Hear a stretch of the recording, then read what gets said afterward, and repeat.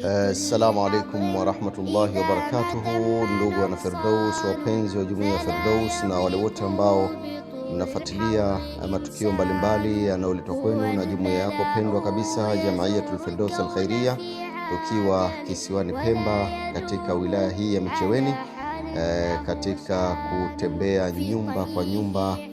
kugawa zakatul mal pamoja na iftari saim, kama ambavyo nimekuwa ni kawaida ya Jamiatul Firdaus Al-Khairia takriban zaidi ya mwaka wa 10 sasa. Kila ifikapo mwezi mtukufu wa Ramadhan kutembea katika maeneo mbalimbali, lakini pia bila kusahau kufika katika kisiwa hiki cha Pemba. Ni taratibu mpya hii ambayo imeanzishwa na Jamiatul Firdaus Al-Khairia kupita nyumba kwa nyumba, kuhakikisha nyumba za mayatima, nyumba za maskini, wajane na muhtajini mbalimbali zinafikiwa na kupewa zakatul mal pamoja na iftari saim, kama ambavyo mwenyekiti wa Jamiatul Firdaus Al-Khairia mzee wetu Sheikh Said Ahmed Saif Al-Khaifi akionekana katika klipu hii akishuhudia zoezi hili likifanyika, ili kuhakikisha kila ambaye